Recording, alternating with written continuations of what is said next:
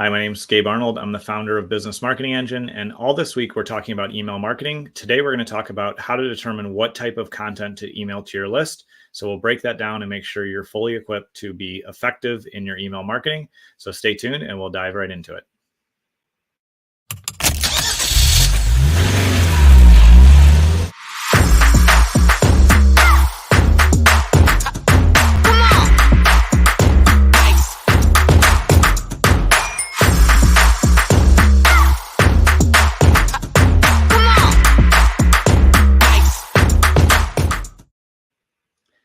So one of the first things before we dive into actually what type of content to send to your list is just a reminder, and we've talked about a little bit this week already on the show, is it's most important to focus on the quality of your list over the size of your list. It's easy to go buy email lists and put them on your newsletter list, which will get you varying levels of engagement and most of the time get you kicked off your email marketing software. It's easy to promote, join my list all the time. But well, some of those things may be effective or may work. Some of the time, what you really want are the people that are going to engage, that are going to reply back to you, that are going to read your emails, that are going to click your links. And you can have a highly profitable, highly successful email list if you focus on quality over list size. So just keep that in mind. I shared this earlier in the week, but I have a small list of a few thousand people that I email consistently, and it generates over $250,000 in revenue every year. And it's something that you don't have to have tons and tons of people on a list to get results, but you do have to show up consistently. As it relates to figuring out what type of content to email to your list, the first rule is just test everything. Don't assume just because maybe you're on my email list or you're on some other email list and they do it a certain way. You can test that, but don't assume that just because I'm doing it, it's going to work for your audience. Or don't assume that somebody else is doing a certain way, it's going to work for your audience. The most important thing is to test for yourself and see what works. So things to keep in mind when you're testing is testing short copy, just a few lines that clicks out to a blog post or somewhere else that you want people to go, because that can drive up more click engagement and you can get people to start interacting and teaching them to open your emails, click, and consume your content. You can test really long copy that explains everything. I've sent emails that are a few pages long, and one of the people that I follow, good friend of mine, Brian Kurtz, his emails are long. He writes one a week, and they're very long. They're filled with stories and lessons, and I love reading them. I don't get to read them every week as much as I would like to, but when I do sit down to read them, I'll read a few at once, and I just learn a ton. He puts all the value right in the email, and he does have some call to actions and things to do, but he really takes the approach of everyone on my list is my, online family. And, I'm just going to serve them. I'm going to provide a ton of value. I'm going to make sure I just share everything I possibly can. And so testing those things, length of how long your email is, long or short copy, testing, putting images in there or not having images. Some of the best email marketers I know just have plain text and absolutely no images. I have other people that send an image every time and they get really great engagement and results too.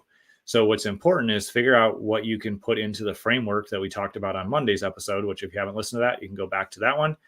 We talk about like what framework templates you can use to be effective with email marketing. But whatever you test and you find works, you can just update your template and say, I'm going to open with, getting attention or entertaining. I'm going to have maybe an image or a picture related to the story or what I'm talking about. Then I can go to my empathy part of it where I show them that I understand what they're going through and I can help. And then my call to action can be at the bottom, or maybe your image goes down at the call to action. Those are the main things you can test are short copy, long copy, and then images or no images. That's all I would worry about testing in the beginning. There's so many other things to test, including subject lines. So we're going to actually talk about that on Friday.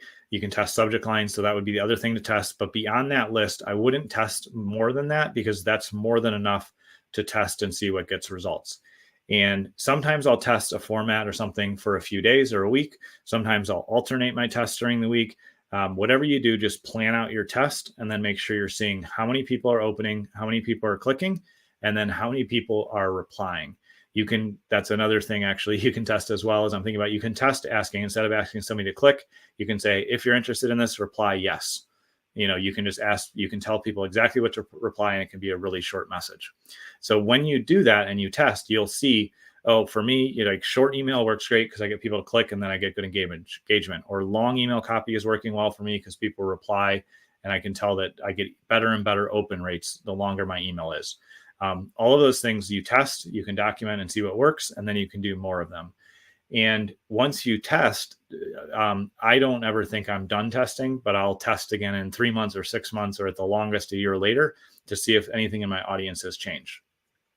The third thing to pay attention to as you're thinking about what type of content to send to your list is remember that people want to have a relationship with you. They don't want to hear from a company. It shouldn't be corporate speak. It shouldn't be boring.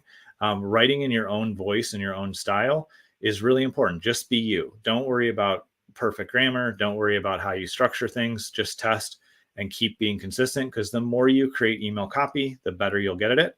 Ultimately, you may get to the point where you'd rather work with a company like us or somebody else and share your ideas and they write it for you, or shoot a quick video and they write it.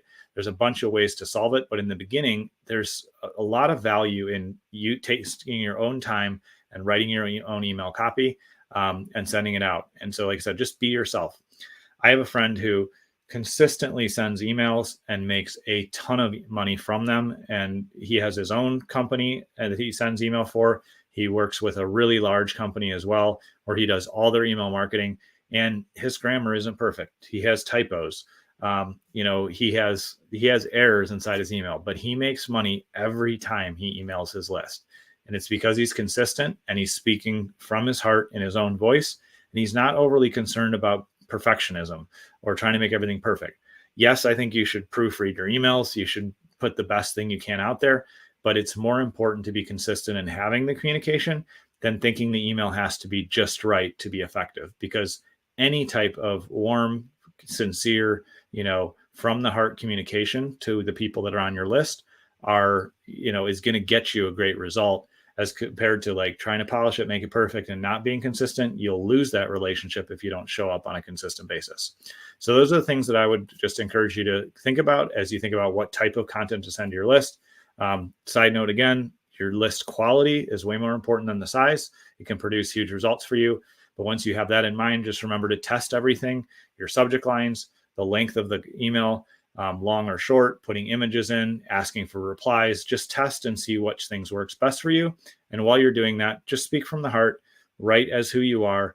Don't be overly critical, and don't edit while you write. Just draft it all out, write it out, just dump it all out, and then do a quick edit and then send it. Don't obsess over those little details that nobody cares about, because if you show up consistently, that's what's going to make the difference. Tomorrow, we're going to talk about how often you should email your list, because I've been asked this many times, and I know a lot of people have questions about this. So I look forward to sharing that with you.